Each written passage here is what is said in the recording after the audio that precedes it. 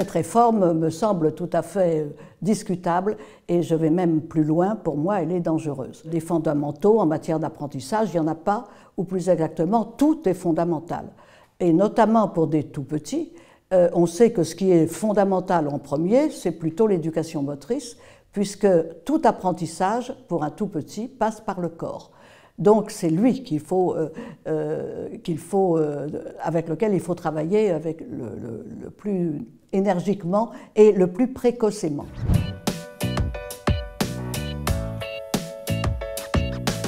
Quand j'étais formateur et que j'avais les étudiants, que ce soit du premier ou du second degré, je dis, je vous souhaite qu'une chose, c'est d'être ministre de l'Éducation nationale. Vous arriverez au journal de 20 h et vous annoncerez comme une grande nouvelle, à partir de maintenant, les enfants doivent savoir lire, écrire et compter. Et ça rassure le bas peuple, ça. Je fais remarquer quand même que les mathématiques, c'est autre chose que ça, quoi. Alors, est-ce qu'on prépare les enfants à connaître les 4 opérations ?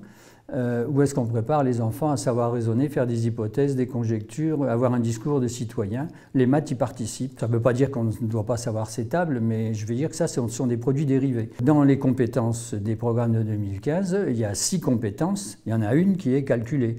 Les autres, c'est autour du raisonnement, de l'aptitude à apprendre, à anticiper, faire des hypothèses. C'est ça les mathématiques. Et ça, pour moi, ça participe à la formation du citoyen.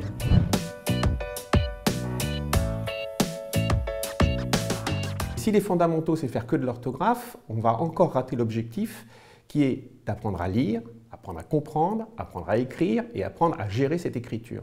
Et là, je pense qu'il y a un double discours qui est, on parle du niveau de français, en fait on parle du niveau orthographique avant tout, et derrière on pousse nos collègues à faire beaucoup d'orthographe et de grammaire, et à nouveau on aura un constat, me semble-t-il, que nos élèves français, nos collégiens, voire nos adultes, et des problèmes de compréhension et d'écriture. Pour moi, ça, c'est fondamental, intégré au français, mais dans d'autres disciplines. Lire et écrire, c'est lire et écrire le monde. Donc toutes les disciplines sont en jeu dans cet objectif-là.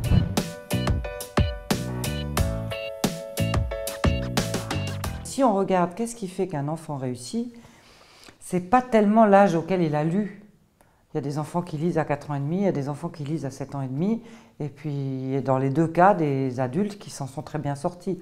Ce qui va faire la différence, c'est sa manière d'apprendre, sa compréhension des règles du jeu de l'école, c'est la maîtrise d'un certain nombre d'outils, par exemple des outils cognitifs. Un enfant qui peut apprendre, il sait énumérer, il sait catégoriser, il sait organiser le monde, des outils affectifs, il sait persévérer, maintenir son attention.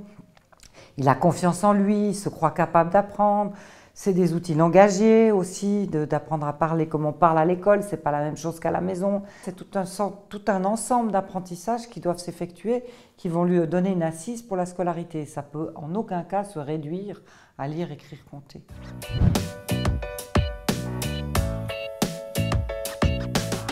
Jean-Michel Blanquer dit et n'arrête pas de dire qu'il s'agit de se recentrer sur les fondamentaux, lire, écrire, compter.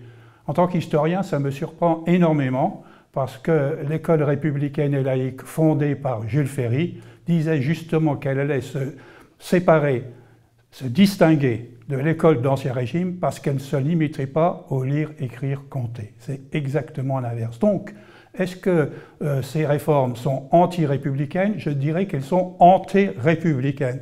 Elles ne se projettent pas vers l'avenir puisque c'est une ambition qui est très réduite par rapport à ce que Jules Ferry lui-même, il y a 130 ans, voulait. Je pense qu'il faudrait que tout le monde sache à quel point ces ambitions sont restreintes par rapport au fondement même de l'école républicaine il y a 130 ans.